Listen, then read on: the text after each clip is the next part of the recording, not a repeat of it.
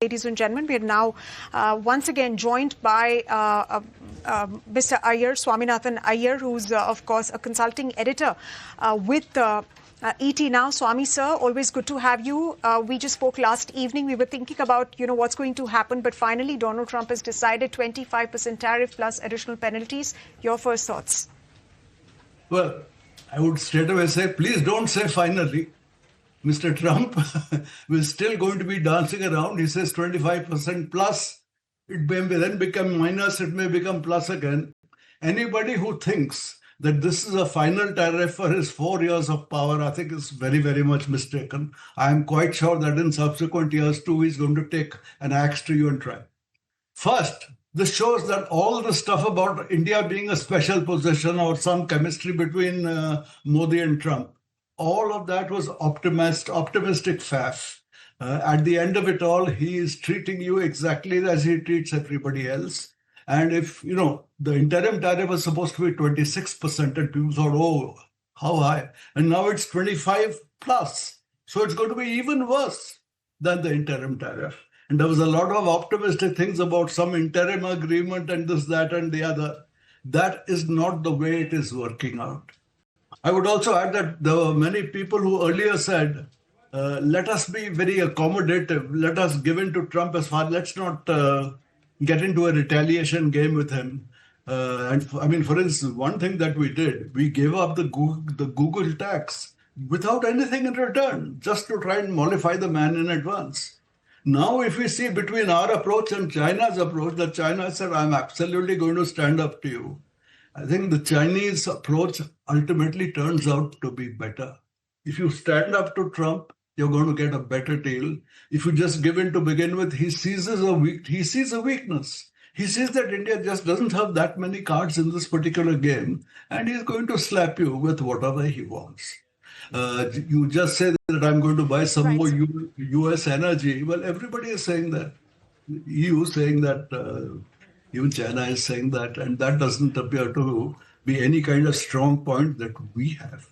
So all I can say is that I think we should have been tougher to begin with, but let us see what happens. This is a significant tariff.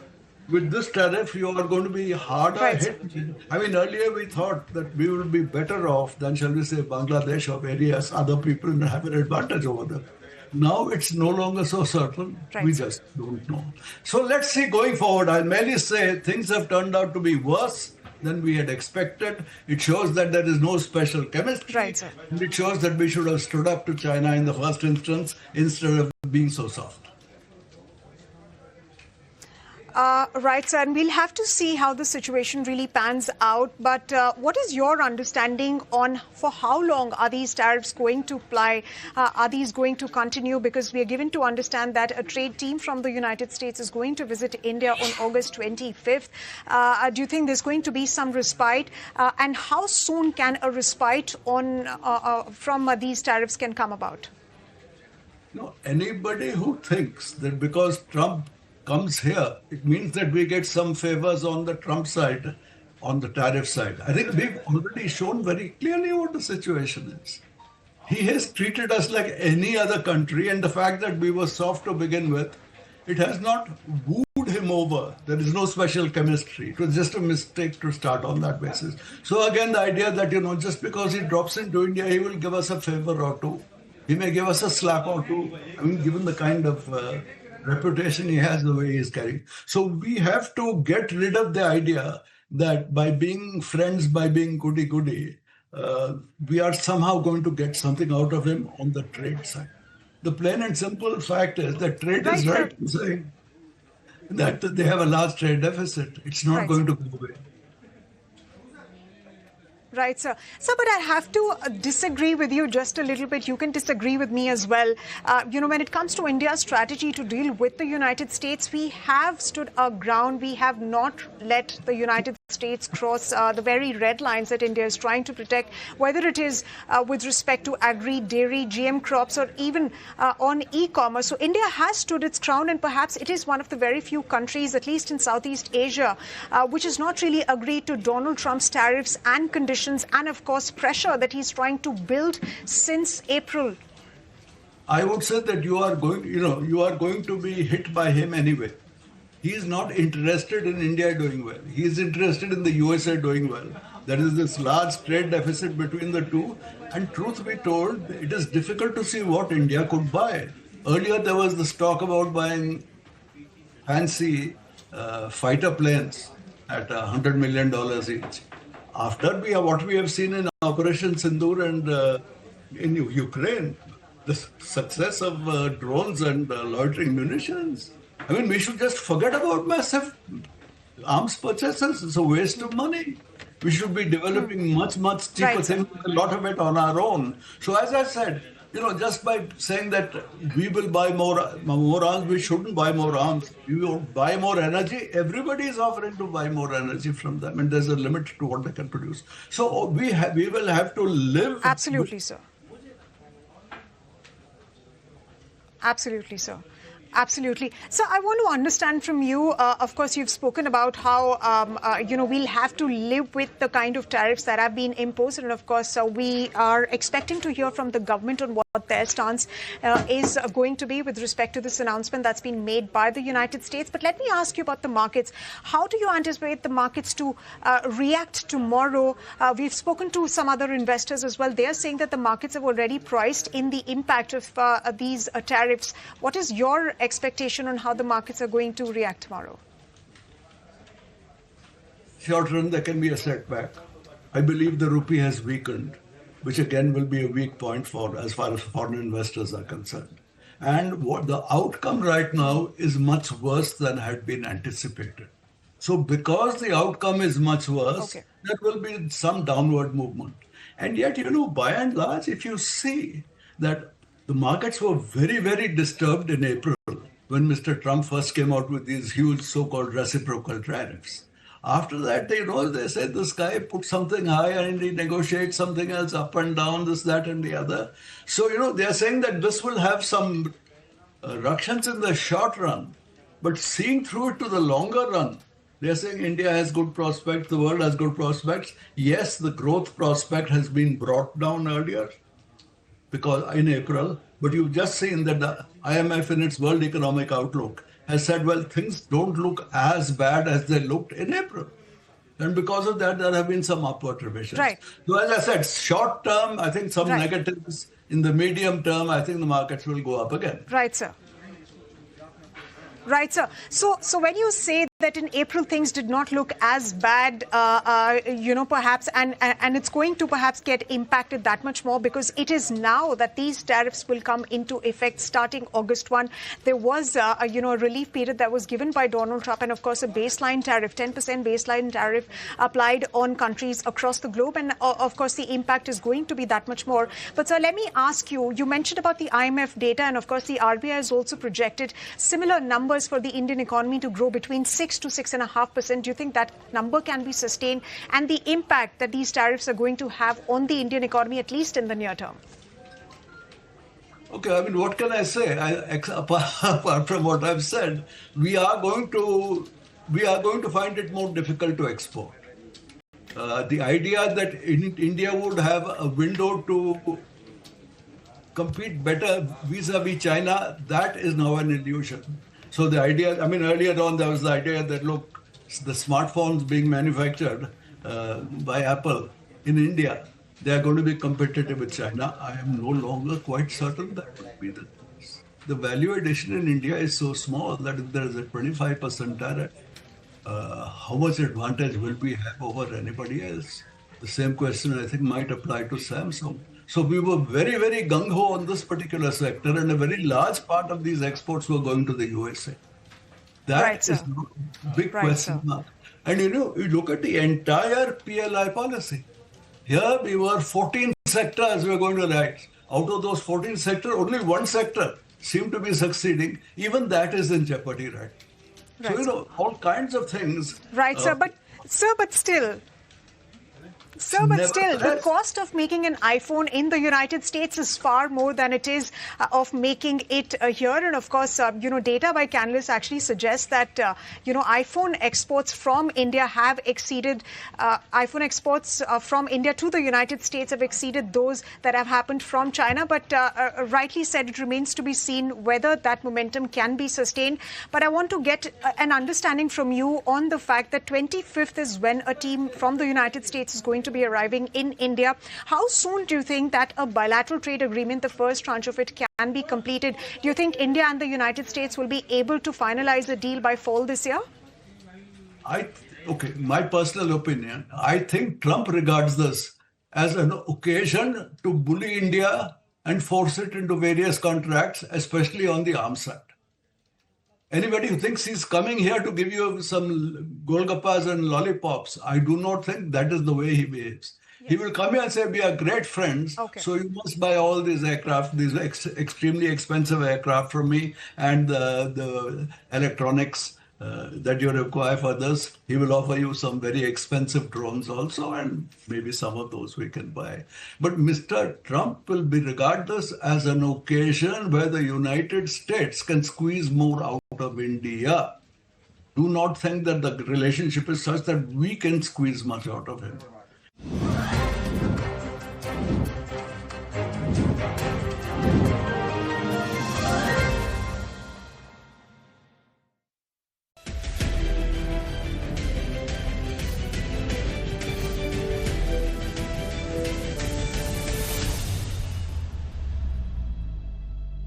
We are now joined by Mr. Atul Keshup. He's the SVP for South Asia, U.S. Chamber of Commerce. He's also the president of U.S.-India Business Council, or USIBC.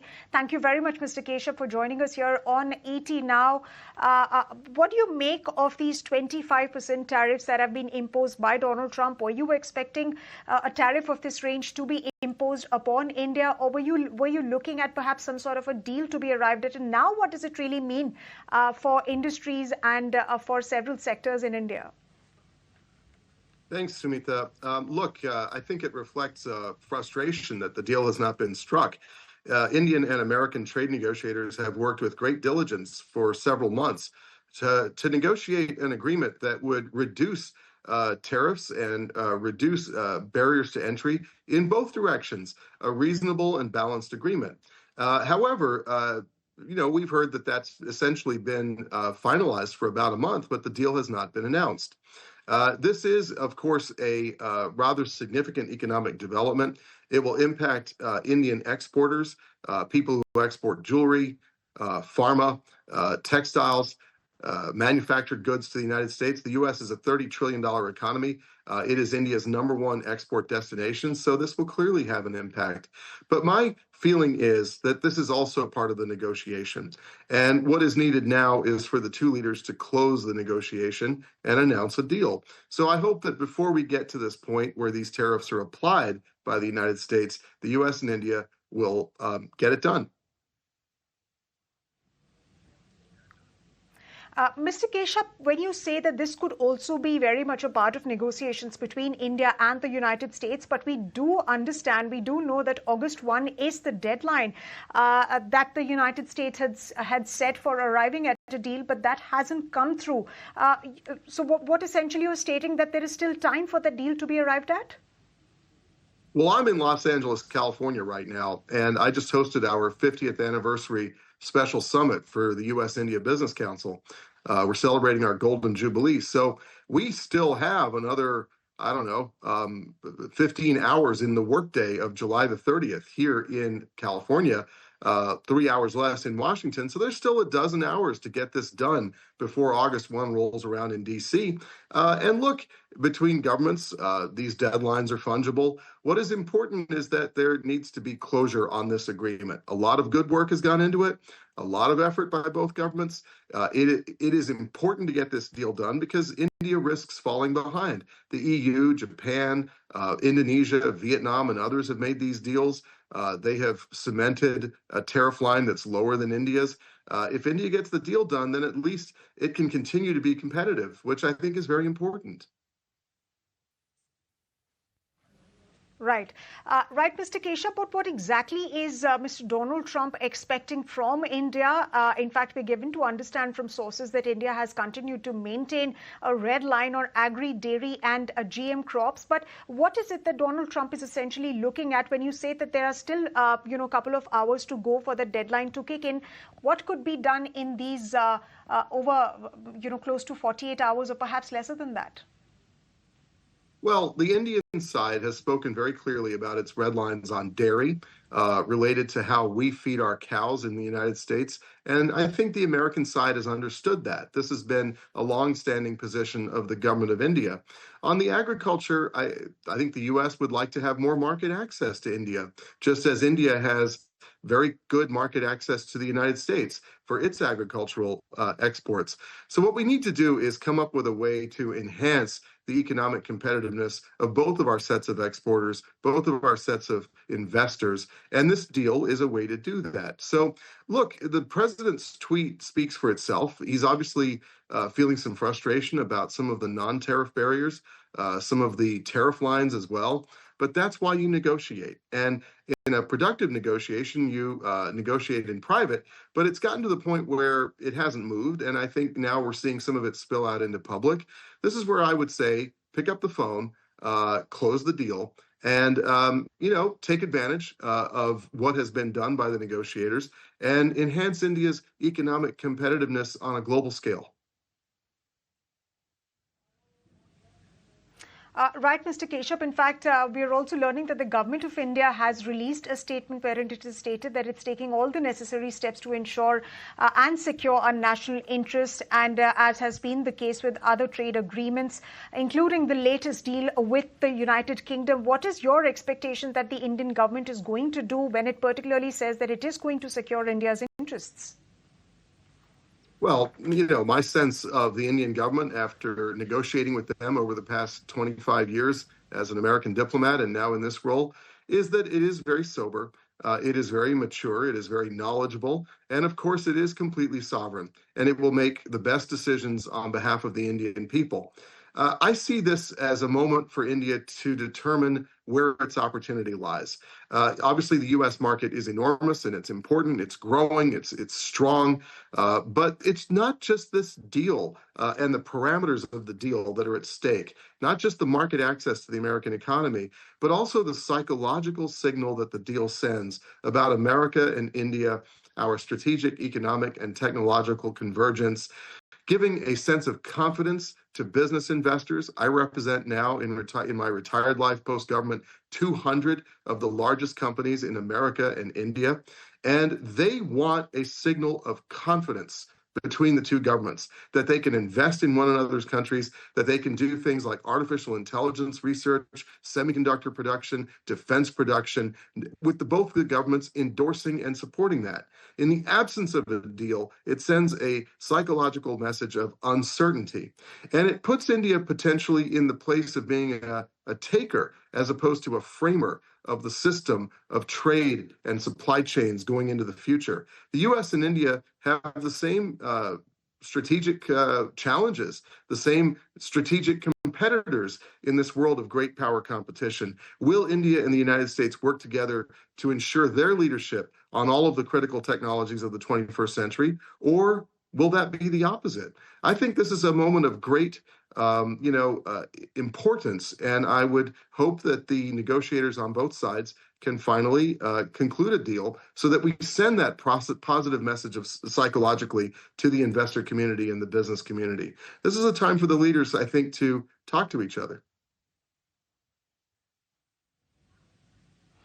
Absolutely, Mr. Keshav. Just a couple of few questions before we let you go. And essentially, we want to understand from you in terms of how businesses are now going to adapt to this change. The hope, obviously, is that over the next couple of hours, perhaps an interim trade deal or a mini trade deal will be arrived at. But in the absence of that, how do you expect businesses to adapt and, of course, realign their businesses to, the supply chains, which might see a change?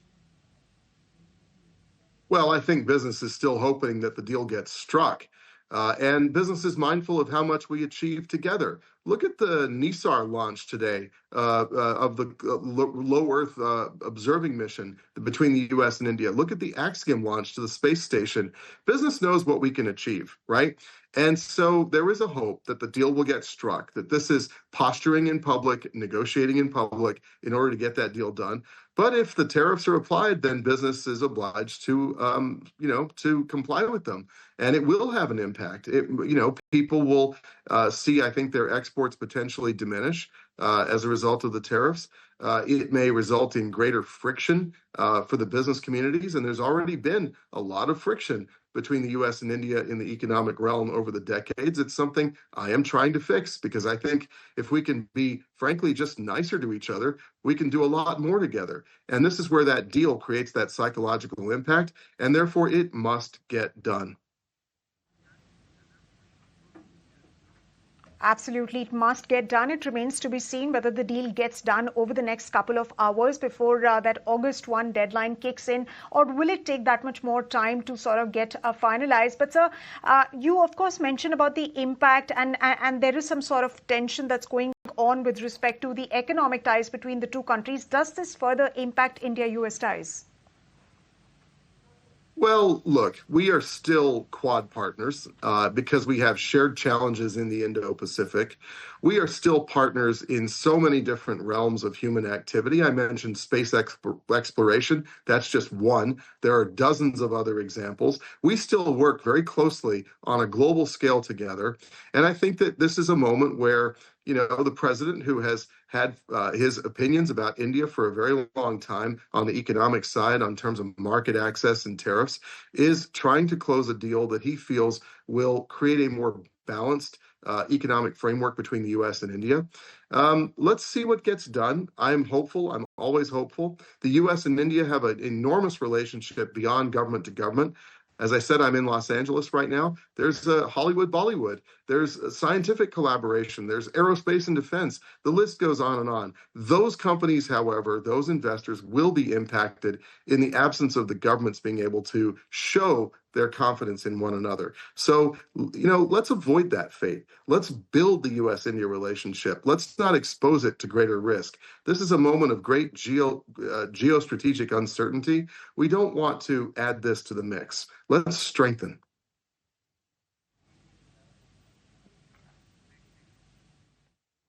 All right, Mr. Keshav, thank you very much for joining us and sharing your thoughts and perspectives on what the ask is of investors, and of course all those who are watching the events unfold. Remember, Donald Trump has imposed a 25% tariff. This of course is going to be combined with some additional duties. We will have to see the fine print of what this is going to look like. But Mr. Keshav over there, he is expecting that perhaps there will be a deal that could be arrived at before August 1, and that is the hope of all businesses as well, and us right here in India. Thank you very much, Mr. Keshav, once again for taking the time out and speaking to us here on ET Now.